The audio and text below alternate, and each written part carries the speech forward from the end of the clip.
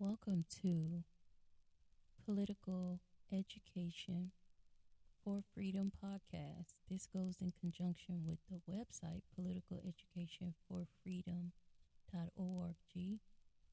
Here, where we uncover the untold stories of the civil rights era. I'm your host, Nitra, an educator and history enthusiast from Houston, Texas. Today, we're uncovering a story that history books often overlook.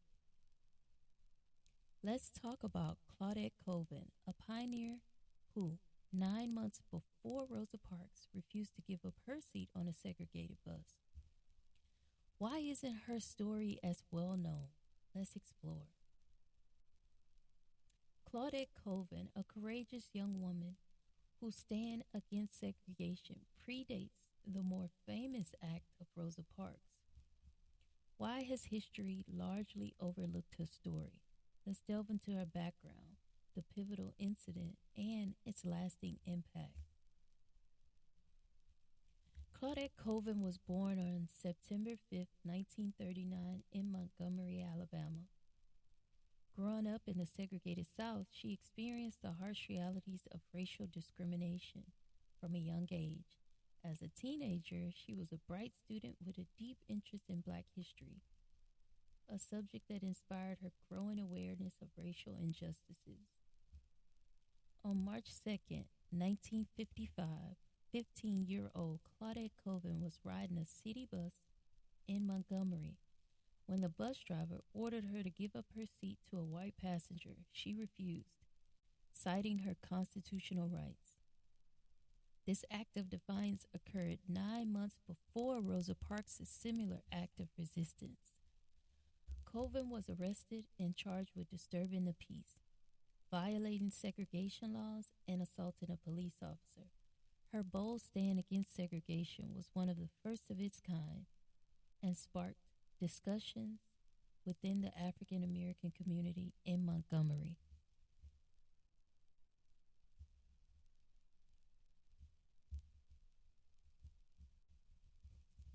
Several factors contributed to Claudette Colvin's story being overshadowed.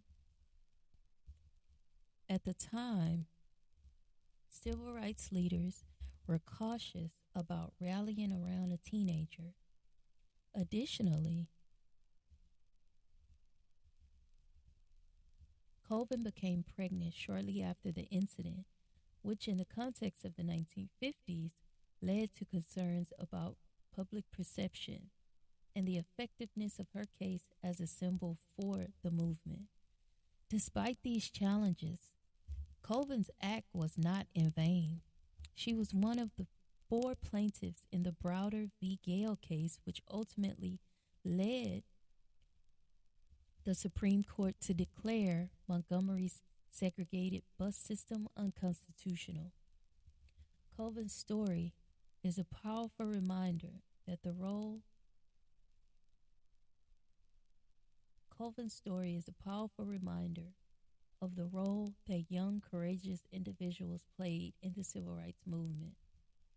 Her stand against injustice, though not as widely recognized as a catalyst for change, and set the stage for future acts of resistance against segregation laws. Claudette Colvin's bravery at such a young age challenges us to reconsider the narratives we often hear about the civil rights movement. Her story underscores the importance of acknowledging all contributors to the struggle for equality, regardless of their age or the recognition they receive. Claudette's bravery at just 15 years old challenges us to think about the young voices that spearhead change. There was discussions about, as I stated earlier, about Claudette Colvin being the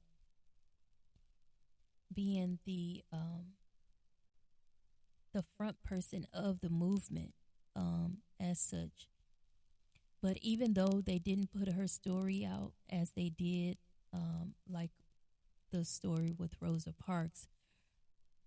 Like I said before, she was included in that Supreme Court case.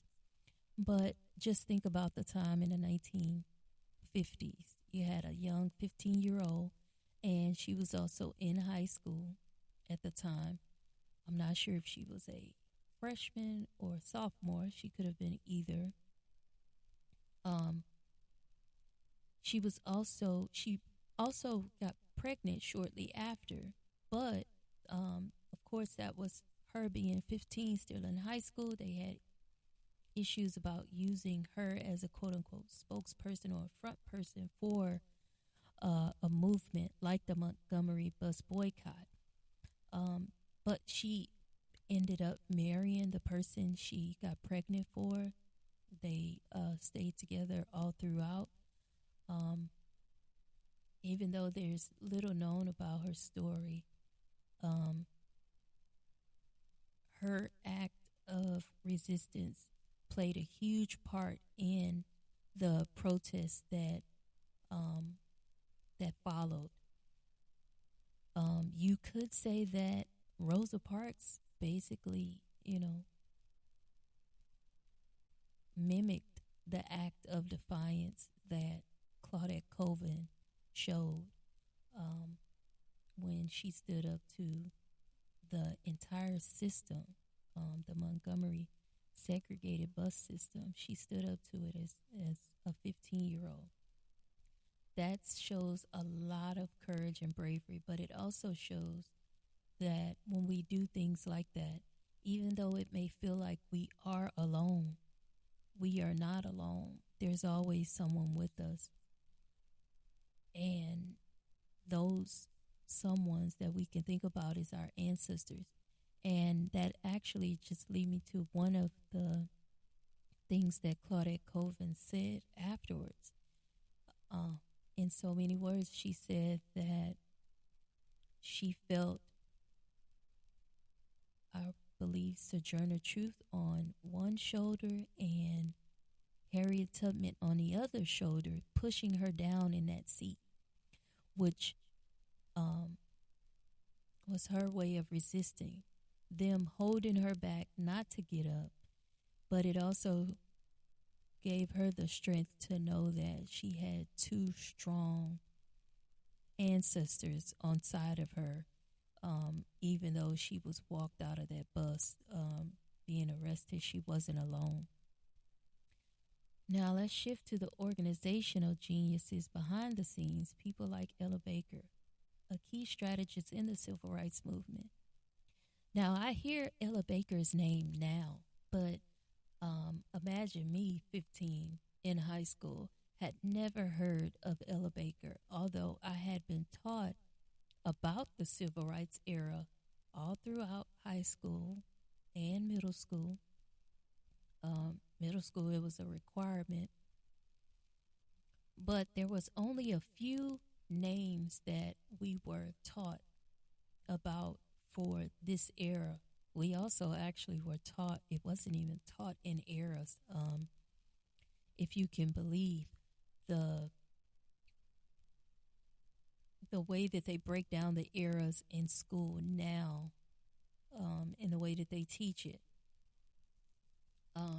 But they kind of separate it now. So high school you get, or middle school, at least in Texas, middle school you get the first part of U.S. history, and it's I believe it's from 1776 on up to 1865. It ends at the Reconstruction period, and then you get the second part of it, and that's in the 8th grade. You get the second part of it in high school, which goes from Reconstruction in the U.S. on up into, right now, current events. And I'm pretty sure the history books right now probably stop around Barack Obama's presidency. They actually added that to one of the history books. I know this because I have a few. I'm a history teacher. I also teach 8th grade history in Texas. So I kind of have an idea of what's being taught in middle school and high school as far as history. But uh, so the last part, well, the last part that even though it's being taught, we teach it based on the time frame. We start off, of course, in the beginning, 1776, the discovery of the lands, things like that, and then, of course, the time period ends at Reconstruction era, but it's not taught in that way. It's not taught chronologically. Um, a lot of times we have to do a lot of skipping around because we can't fit all of the material in one school year. So typically we kind of skip around to the stuff that we know is going to be on a test or on a district level assessment or even something that has to be tested, that's given by, created by the teachers. I myself like to create my own assessments because I think, um, assessments shouldn't be, kids shouldn't be sitting down taking 20 question tests every week. It should be in, short chunks for them to digest it all. It's a bunch of names, dates, and events, dealing with history. It's not just, numbers. One plus one is two. None of that. It's a lot of historical landmarks, a lot of historical events. And normally, when they're tested based on the dates and the event.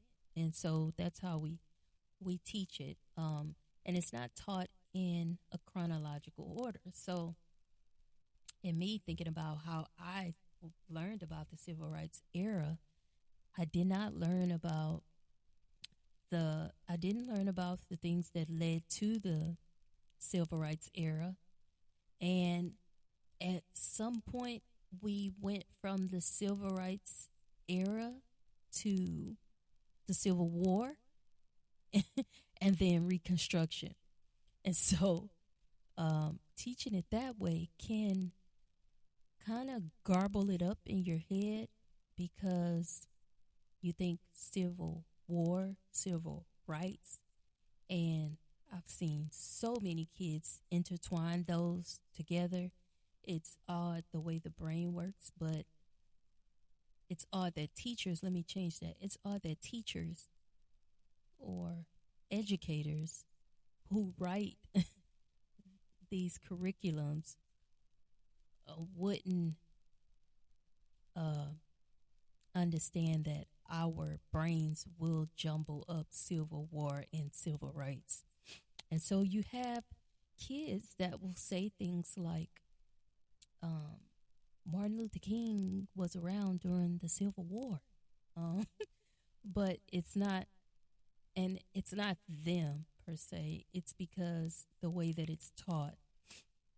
Um, and like I said, the very last section of that um, that first part of history, it stops at the Civil War.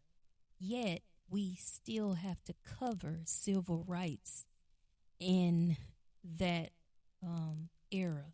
So if we look at the time frame, that's in the 1800s. That's 1865 when the Civil War ended.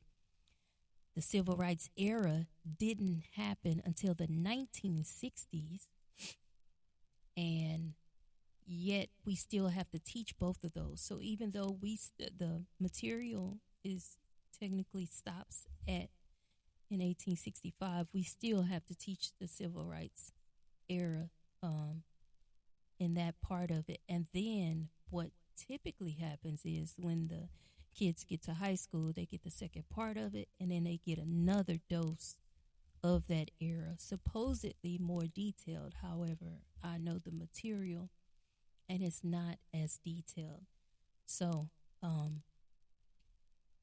it makes complete sense that kids would meld